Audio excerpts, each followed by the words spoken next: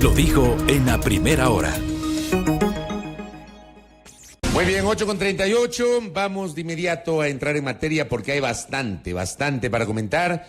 Gracias a nuestra audiencia, quienes están conectados con nosotros a través de la señal abierta de Sonorama, nuestras frecuencias en 18 de las 24 provincias del país, nuestra transmisión a través de la internet, www.sonorama.com.es, en vivo por Facebook Live, la fanpage de Radio Sonorama, en YouTube, nuestro canal que se llama Sonorama TV. Gracias a quienes se conectan a nuestras plataformas, gran visualización como cada mañana por parte de nuestra audiencia para escuchar la opinión de quien les habla, y estoy ya transmitiendo en vivo a través de mis plataformas. Buenos días a la gente que se conecta en Instagram, gracias por la gentileza de hacerlo, ¿no? Saludos cordiales, Albita Emperatriz, qué gusto, Pamela Andrea igualmente, mi tocayo, Fabricio Zavala, ¿cómo le va, tocayito? Qué gusto. Gracias por conectarse a través del Instagram. También estoy en TikTok. Saludos cordiales a los tiktokeros. Uno de estos días vamos a salir bailando, como algunos candidatos. ¿Qué tal? Algunos sin ritmo que salen bailando. Ni el bailecito les sirvió a alguna gente. Ni el bailecito, vea. Queriendo bailar ahí, no les sirvió para nada. Algunos candidatos que se dedicaron a hacer el ridículo y que finalmente no lograron ni con eso el favor popular. A ver. Revisemos rápidamente cómo está el escrutinio del referéndum. Creo que eso es lo más inmediato a esta hora. Ya vamos a entrar en materia porque hay bastante para comentar. Vamos con el escrutinio del referéndum en la página web. Yo decía ayer en RTU, en el programa de los irreverentes en la noche, que no veía escenario posible de cambiar la tendencia. Dicen los especialistas que luego del 55%, ya generalmente se estabilizan las tendencias, a no ser que sea bien apretada la diferencia entre una opción u otra, pero luego del 50% ya empieza a estabilizarse el conteo y ya hay una tendencia. Yo no veía ayer que esto pueda pasar. A esta hora, en las 8 preguntas del referéndum constitucional, en las 8, el Consejo Nacional Electoral ha superado el 97% del escrutinio, pero por supuesto hay entre 8.000 y 9.000 actas con novedad que deben ser revisadas en cada una de las preguntas. Pero, por ejemplo, en la pregunta 1 han llegado al 97,22, la pregunta 2 al 97,23, 97,22 en la 3, 97,27 en la 4, 97,26 en la 5, 97,24 en la 6, 97,23 en la 7, 97,16 en la 8. O sea, hasta ayer, que el avance era absolutamente lento, al día de hoy amanecemos con un escrutinio por encima del 97%, y con ese escrutinio, señoras y señores, el no ha sido el gran vencedor del referéndum constitucional, pese a lo que se dijo a lo largo de las semanas previas y la presentación de cifras por parte de una de las empresas encuestadoras el domingo respecto a una victoria del sí en las 8 preguntas. El pronunciamiento del soberano fue en contrario. En la pregunta 1, que es la pregunta que registra tal vez el porcentaje más pequeño de diferencia entre el sí y el no alcanza el 51,41. Le saca 3 puntos de diferencia al sí. El no, 51,41. Es el porcentaje más pequeño de todas las preguntas de diferencia. Pero, por ejemplo, en la pregunta 2, el no le saca el 56,59. En la pregunta 3, el no, 52,81. En la pregunta 4, el no, 54,27. En la pregunta 5, el no, el 57,51. En la pregunta 6, el no, 57,75. En la pregunta 7, el no, 55,25. En la pregunta 8, el no, el 55,79. Noten ustedes que ni siquiera en las preguntas ancla, en aquellas preguntas que los gobernantes suelen poner preguntas que terminan siendo de enganche. No es exclusivo de Lasso, lo hizo el presidente Correa en 2011, lo hizo el presidente Moreno en 2018, lo hizo el presidente Lasso en 2023, lo hizo el presidente Alarcón en el 97, lo hizo el presidente Durán Ballén en 94-95. Siempre los gobernantes te ponen preguntas de enganche, pensando que la gente vota en plancha. Ni siquiera en esas preguntas de enganche. Por ejemplo, la de la extradición, que costó que a los ecuatorianos, y esto es importante porque ya vamos a escuchar lo que dijo ayer el presidente, pero la pregunta 1, que tenía que ver con la extradición, provocó que aquellos quienes no estuvieron de acuerdo con esa pregunta sean estigmatizados, y lo dijimos en este espacio. Para quienes tienen la gentileza de escucharnos a diario aquí, les invito a recordar cuando, desde este espacio, generé una crítica absolutamente frontal sobre aquellos que empezaron a estigmatizar a quienes no estaban de acuerdo con el referéndum y no estaban de acuerdo con la pregunta 1. Y desde el oficialismo y sus aliados empezaron a descalificar señalándoles que les estaban haciendo el juego al narco, que estaban apoyando el narcotráfico. Así estigmatizaron a la gente que se opuso a la pregunta 1, que era la pregunta de enganche, y la primera pregunta. Ni siquiera en esa pregunta. La pregunta vinculada a la reducción del número de legisladores, porque perdónenme, no nos engañemos. En el Ecuador tenemos una legislatura con unas calificaciones muy bajas, y esta legislatura que ha enfrentado un montón de tropiezos, un montón de problemas de gobernabilidad, de trámite de leyes, más allá de la cantidad. Porque si uno revisa la cantidad, por supuesto que la Asamblea ha aprobado leyes. Claro que ha aprobado leyes. Pero en varios pasajes esta Asamblea Nacional no se ha sintonizado con las grandes demandas populares. Además, las broncas internas, las rupturas entre organizaciones políticas, la destitución de la presidenta, etcétera. La relación con el gobierno. Esta legislatura, que tiene unos números muy bajos de calificación, de gestión y de credibilidad, ni siquiera esa pregunta vinculada a la reducción del número de asambleístas, que era una pregunta vendedora, ni siquiera esa logró el respaldo del pueblo ecuatoriano. El pueblo ecuatoriano finalmente se ha pronunciado. Y entiendo yo que cuando el presidente Lasso se da cuenta que la tendencia es irreversible, que aunque por supuesto hay unas actas que hay que revisar, la tendencia es irreversible, el presidente Lasso admitió ayer la derrota. Llegó un tono conciliador, que es el tono que debía haber manejado el presidente Lasso hace rato, no de ahora. Volvió a hacer un llamado a un gran acuerdo nacional. Escuchemos un extracto de lo que dijo el presidente de la República, Jorge, ayer Jorge, el original, está en el Control Master. ¿Qué dijo el presidente de la República el día de ayer? Anoche tuvo una intervención de 10 minutos a las 8 de la noche, un extracto de lo que dijo el jefe de Estado. Vamos.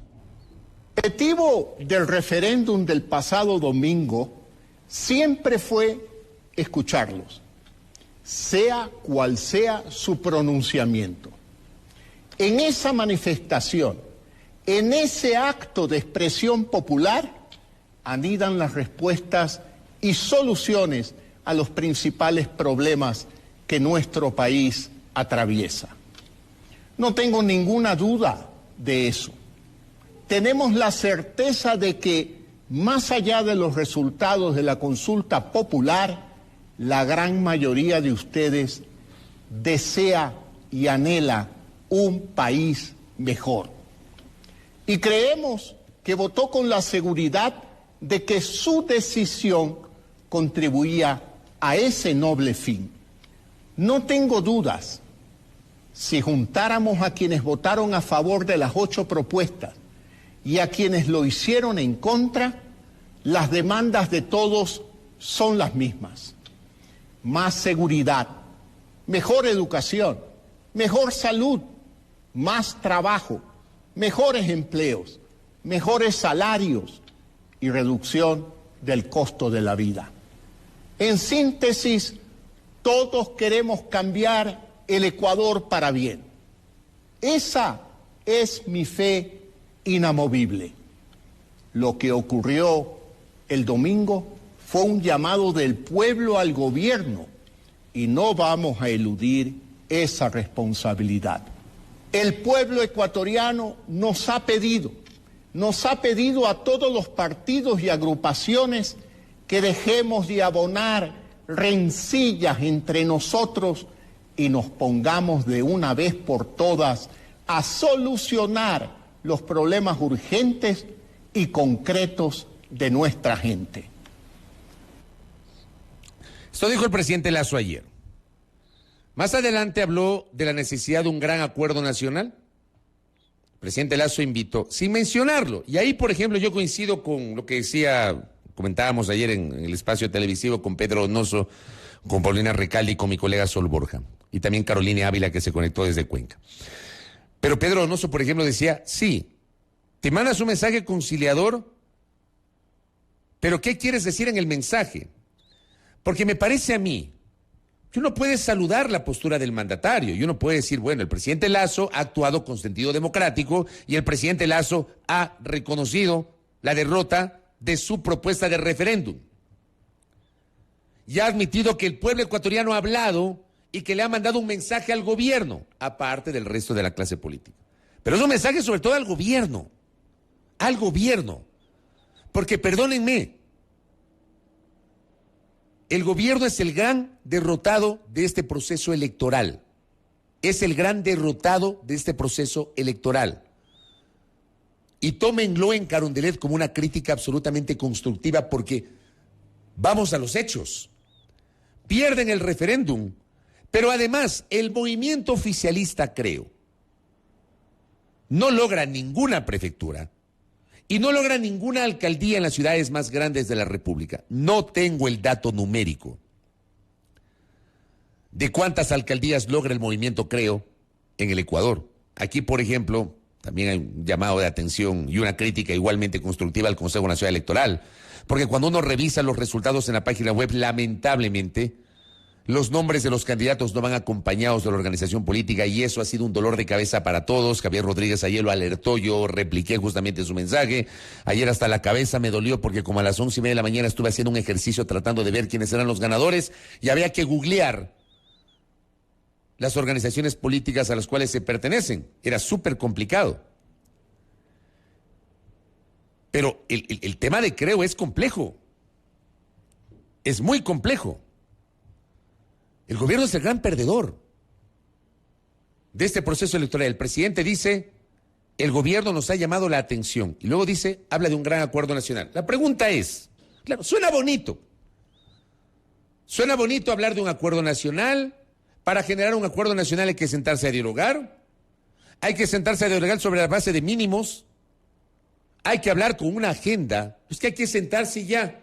Cada quien habla lo que quiere, se levanta, se toma la fotografía, aparece en los medios, una declaración del uno, una declaración del otro y pare de contar. No. Que es sentarse a dialogar con una hoja de ruta. Y señor presidente, sí, vamos a un gran acuerdo nacional, pero ¿cuál es la hoja de ruta? ¿Cuál es la hoja de ruta? Que no la presentó ayer Lasso. O sea, creo que el presidente se queda en la forma, que, insisto, está bien, porque suena bien. Pero vamos al fondo. ¿Cuál es esa hoja de ruta? ¿Con quiénes va a hablar? Y aquí surge una serie de interrogantes, ¿no? El presidente Lasso se va a sentar con la CONAIE. Se va a sentar con el movimiento indígena. Se va a sentar con la Unidad Sisa. Puede caerles muy mal a algunos de Unidad Sisa. Puede caerles muy mal a algunos del movimiento indígena. Puede caerles muy mal a algunos de la CONAIE. Pero la CONAIE es una organización social que tiene un importante nivel de representatividad en el Ecuador. ¿Ya? Va a sentarse a hablar con la CONAIE, lo va a invitar a hablar, luego de que han ninguneado a Issa lo han llamado terrorista, luego de que el presidente decidió no asistir al diálogo con los indígenas. El presidente no firmó el acta de la paz que supuso el cierre de esos 18 días terribles que vivimos en junio del año anterior los ecuatorianos. El presidente no participó ni en la inauguración ni el cierre de las mesas de diálogo. presidente no ha hablado con los indígenas. Los va a invitar a hablar. ¿Va a hablar con el correísmo? O sea, guste o no, Revolución Ciudadana termina siendo el gran ganador de este proceso electoral y el otro gran ganador es Pachacutic. Revolución Ciudadana y Pachacutic son los grandes ganadores a nivel electoral de este proceso electoral. Puede no gustar lo que estoy diciendo, pero es la realidad. En una elección hay ganadores y perdedores. Y los unos y los otros tienen que aprender a leer los resultados. Y a nivel político aquí hay dos ganadores, Revolución Ciudadana y Pachacutic. Y hay dos perdedores. El gobierno, a nivel de su organización política y de su propia decisión de impulsar un referéndum. Y el otro perdedor es el Partido Social Cristiano, aunque Jaime Nebot diga que numéricamente ganaron 35 alcaldías, 4 prefecturas. No, perdiste Guayaquil. Perdiste Guayaquil, así de simple. Los socialcristianos perdieron Guayaquil, que era su joya de la corona, que era su buque insignia, que gobernaron durante 31 años, casi 31 años. A los socialcristianos les sacaron de ese potro en el cual estuvieron subidos desde el 10 de agosto de 1992. 8 años de León Febres Cordero, 19 de Jaime Nebot, 4 de Cintia Viteri. Y el 14 de mayo, los socialcristianos no gobernarán más Guayaquil, gobernará el señor Aquiles Álvarez. Entonces, los socialcristianos son los grandes derrotados. Entonces, la pregunta es, retomo el tema del presidente Lasso. Presidente Lasso, ¿va a hablar con Correa? ¿Va a hablar con Nebot? Luego de todo lo que ha dicho el presidente Lasso. Y, por supuesto, las respuestas que ha recibido el presidente del propio Correa y del propio Nebot, el presidente los va a convocar. Van a seguir ninguneando a los líderes políticos, anteponiendo las diferencias ideológico-políticas y no entendiendo que detrás de ustedes estamos 18 millones de ecuatorianos y ecuatorianas, que estamos hasta la coronilla de las broncas políticas. Entonces yo insisto, suena espectacular el llamado del presidente. Seguramente es lo que el país necesitaba ayer. Un presidente conciliador que admita el resultado electoral, lo cual yo sí saludo. Porque no es que el presidente ayer salió a cuestionar el resultado electoral, a arremeter contra el Consejo Nacional Electoral, a hablar de fraude, porque es la típica en el Ecuador. Aquí el perdedor por lo general habla de fraude. Es la típica. No hay elección en la que alguien no hable de fraude. No hay elección en la que alguien no hable de fraude. Entonces el presidente, qué bueno que haya elegido dejar de lado cualquier tipo de discurso, poniendo en duda el pronunciamiento popular y haya reconocido la derrota. Y sí, hace un llamado a la unidad, al diálogo, pero ¿con quiénes, presidente? ¿Con quiénes? Se va a sentar a hablar con aquellos a los que usted mismo, señor presidente Lasso, les llamó que le estaban haciendo el juego al narco, porque no estaban de acuerdo con el referéndum y particularmente con la primera pregunta. ¿Se van a sentar a hablar con aquellos a los que denostaron a lo largo de la campaña electoral? ¿Habrá la madurez para que el presidente de la República coja el teléfono y le llame ahí, se le diga, Leonidas, te espero tal día a las 10 de la mañana junto a la CONAIE en Carondelet, vamos a generar una hoja de ruta para trabajar? A la UNE, al Frente Unitario de los Trabajadores, con sus filiales, al resto de organizaciones sociales, a los jubilados, a los afiliados. ¿Cómo va a ser la relación del presidente Lasso con la Asamblea? De aquí se vienen tiempos duros. Duros. Porque además con el resultado del referéndum, y ojo cómo se desbarata todo lo que pensaban que iba a ocurrir. Se armó todo. Y no nos perdamos, querida audiencia, porque esto lo advertí en este espacio en su momento.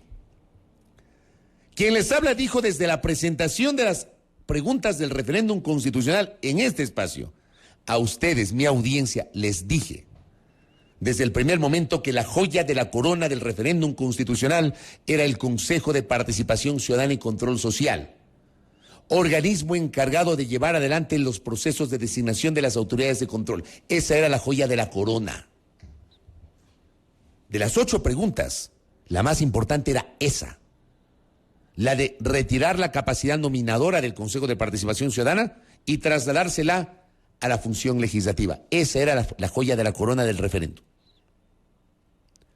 Pero además de la pregunta, había que leer los anexos, pues. Que siempre les dije, lean los anexos, la letra pequeña del contrato.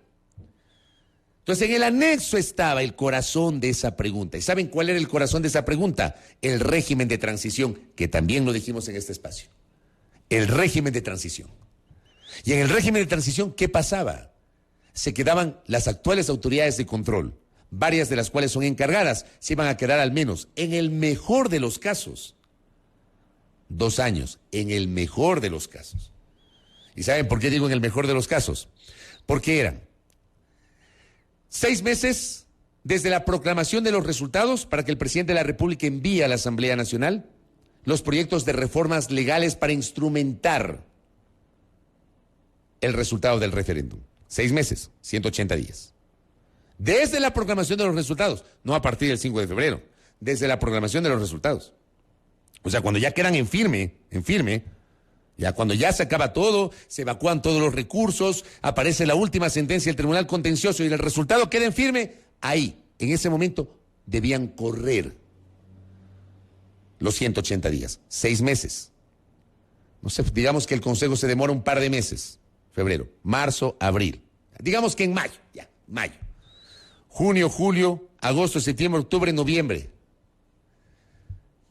Imaginándonos ese escenario, 6 meses para enviar los proyectos de reforma legal. Y luego, la Asamblea 1 año, 3 meses para tramitar esos proyectos de reforma legal. Ahí ya se comieron 2 años. Solamente para los procesos de construcción de leyes. Y después de eso, recién empezar el proceso de designación de autoridades de control. ¿Por qué creen ustedes que dilataron tanto la designación del presidente del Consejo de la Judicatura? ¿Por qué creen ustedes? Había una clara intención de dilatar las cosas y de no solucionar el tema de la presidencia del Consejo de la Judicatura. Lo dijimos en este espacio. Lo advertimos en este espacio, a riesgo de que a alguna gente no le gustaba esta opinión. Pero el plan era ese: mantener al Contralor encargado y seguir con esta situación de inestabilidad de la Contraloría durante 2 años más. Una situación de inestabilidad de la cual es responsable directo el Consejo de Participación Ciudadana y Control Social de Transición, que bien pudo en 2018 empezar el proceso de designación de un nuevo Contralor.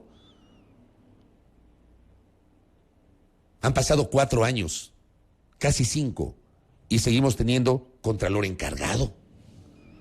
Defensor público encargado desde el año 2018. Defensor del pueblo encargado desde el año pasado. No tenemos superintendente de bancos porque la Asamblea desconoció la designación de un Consejo de Participación Ciudadana y Control Social que fue censurado y destituido, pero luego restituido con un polémico fallo judicial. Una función electoral a la que en enero del año anterior debieron haberla renovado parcialmente y no lo hicieron, porque no llevaron adelante los procesos. Así de simple. Ese era el plan. Apuntaban a mantener a los encargados aprovechando el régimen de transición. Se cayó. Entonces, ¿qué se viene? El 14 de mayo. ¿Qué se viene el 14 de mayo?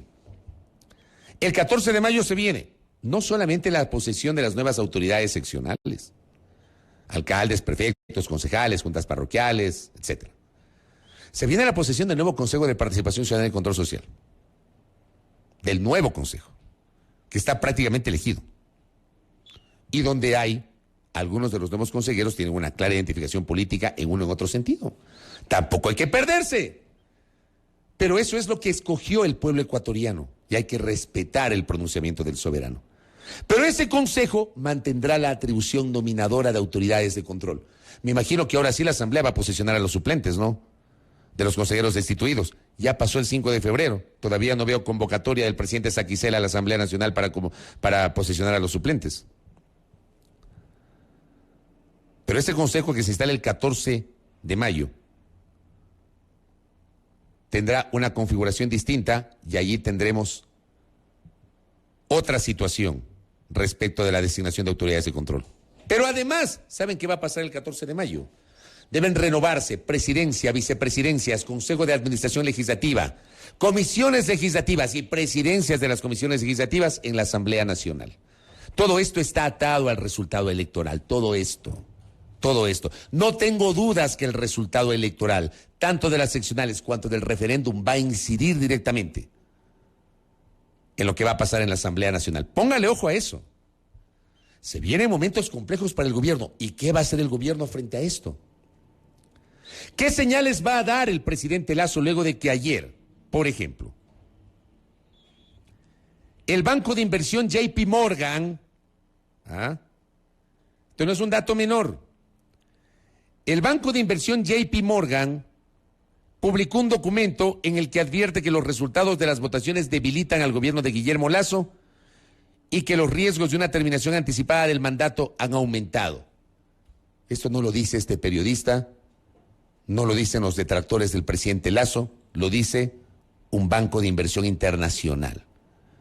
¿Cuán creíble puede ser hoy el Ecuador en ese afán de capitalizar inversiones extranjeras con esta situación que advierte JP Morgan?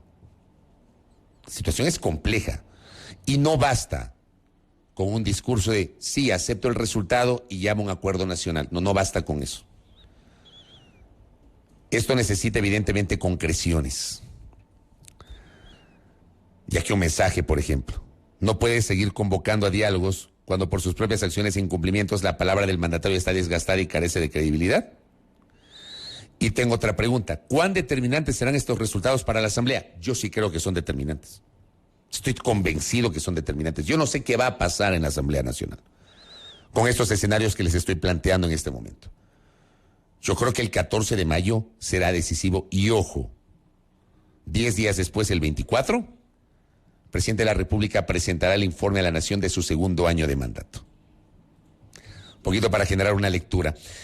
Les quedo debiendo lo de Nebot, que lo voy a analizar mañana. Como digo, esta semana este es el tema. Este es el tema que hay que hablar esta semana. Las reacciones, fruto justamente de lo que nos ha dejado este proceso electoral con diversas lecturas que seguramente cada uno de ustedes tienen y nuestros entrevistados también.